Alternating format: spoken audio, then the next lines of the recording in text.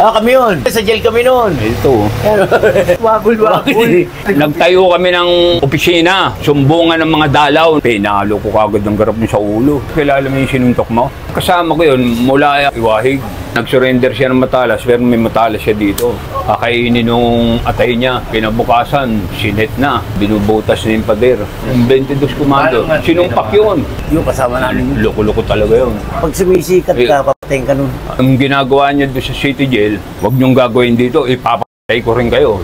Alex galit yun. Lagi kong nilalagay sa ilalim ng tarima. Sila nagbuhat sa akin, pupuntang ospital. Laya na pala si Bono. Tira tayo. Alam ko agad. Gulat nga siya eh. Paano mo nalaman? Marami kong intelligent. Ben, kaya mamamatay kami. Ano ka? Mga storya ng tattoo sa kali.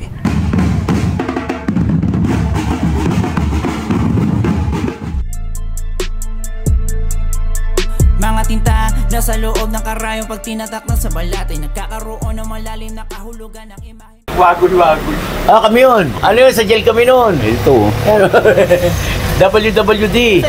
Ayan. Nakasulat wagul-wagul. Ibig sabihin pag nalalasing kasi kami, wagul-wagul. Ayan na yung mga gago. Hindi, tsaka yung nagtayo kami ng opisina doon sa kubol ko. Sumbungan ng mga dalaw na kakusa namin na inaargabyado, nagsusumbong sa nanunungkulan, hindi na-aksyonan, sa amin nagsusumbong. Kami aksyon. Kahit sabihin mo nanunungkulan ka, sasapokin kita pag katulad nga nung pagdating ko doon tinanong ko yung kapatid ko nakulong rin. Sila bo, sabi kong ganyan, nasan yung sumuntok sa'yo? Nandit ko pa yung ganyan yun, chief bastonero. Kaya yun ba, kinuha ko yung garapon. Pinalo ko kagad ng garap niya sa ulo. Tarantado. Alam mo, kilala mo yung sinuntok mo? Pati ako, hindi niya raw kilala. Mga naglapitan na yung mga mga galing Tinlupan, ha? Alam mo, bago tumigil ka, masisiyang ka dyan. Bago yung bata niyan, mga 18. Matindi yun. Kasama ko yun mula Iwahig. Lahat ng pulo niya, may tira yun. Tumira siya sa Bartolina, tinira niya yung matay sa kakosa niya sa San Ramon. Tinapon sila Iwahig. Tapos pagdating sa Iwahig, tinira yung kakosa niya, Max Dingding. Ang ginawa niya naman, nag-surrender siya ng matalas, pero may matalas siya dito.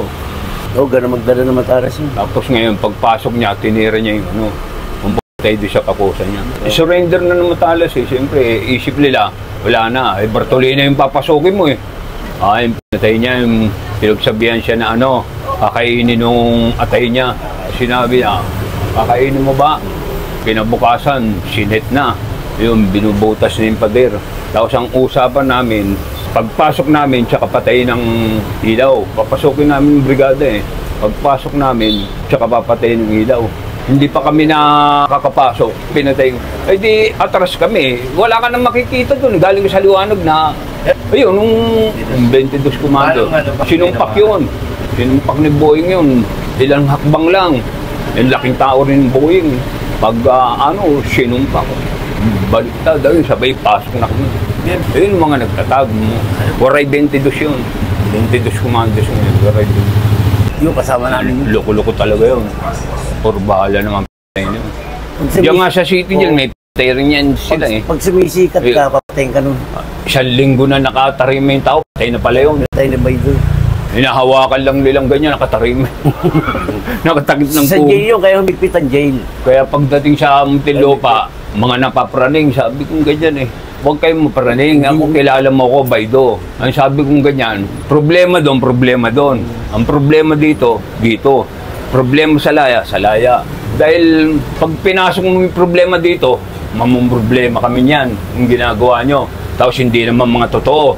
Minsan may nagsusumbong na mali, may pera lang, lalagyan ng mga nanunungkulan, ayos na. Hindi, action na nung tao, kawawa naman, wala naman palang kasalanan. Ayun ang inaano namin. Kaya yun ang pinag-usapan namin na ang problema dyan, problema nyo lang. Pero kung kasamaan nyo, huwag nyo dadalhin dito. Dahil mamumroblema kayo sa amin.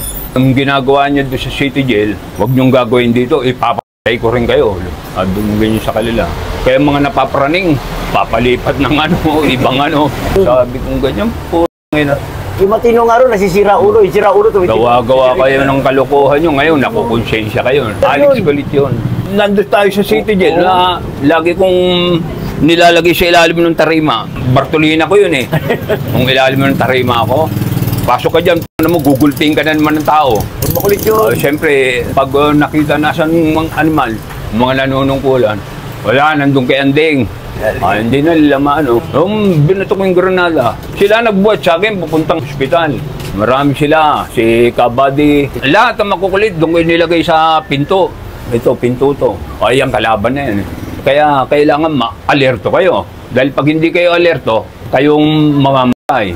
Katulad na sumpa kayo, no? Sumpang wapi ko eh. Baligtad ako eh. Kami landing yun eh. Ay, hindi ko kinukwento. Eh si Anding, iikutan ako eh. Tama kita mo, nung lumabas ako, gumanod si Anding eh.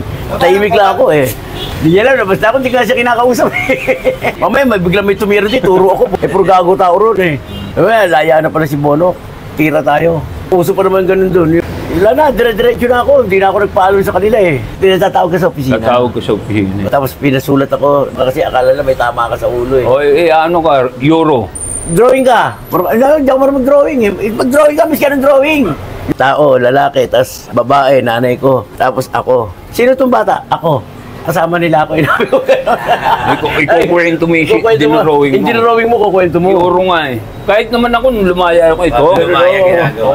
Unang euro nga sa akin, hindi ako nagpa-euro. Sabi ko, alam kong euro eh, buwang. Nasa mental, din pala, hindi ka lalaya, gago Anding. Pag hindi ka nagpa-euro.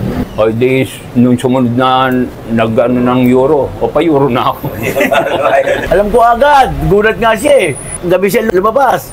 Noong umaga, nandito ako, nagulat siya. Paano mo nalaman? Marami kong intelligent. Tara, inom tayo mamaya. Saan sa kami napunta nito eh. Pinabuksan namin biros din sa may Cristobal eh. Kung saan sa kami napunta. Iski sa cemetery nga, minum kami nito eh. Bumagsak to eh. Wala na. Hindi, biglang nag-blanco ako. O yun lang, inom namin doon. Maayos pa yung ko eh.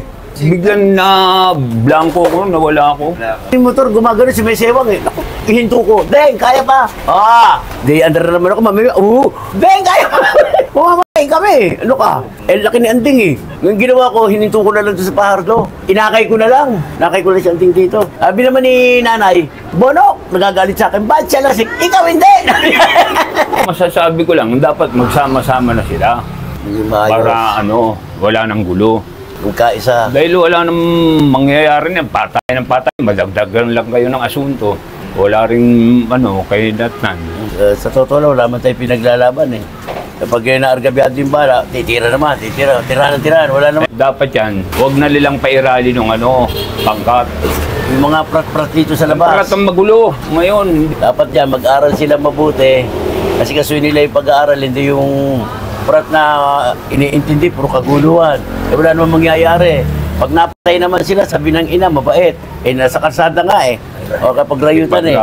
Kaya mapapay lang natin sa kala, ayusin na lang nila yung buhay nila, mag-aral silang maayos para meron silang kinabukasan. Hindi yung puro katarantaduhan. Ngayon, kung katarantaduhan, nag-isa nila yung porsinto. Para madali ka. Suportahan nyo yung mga tatong kalye, yung mga ganda lalaki. Suportahan nyo ang tatong kalye.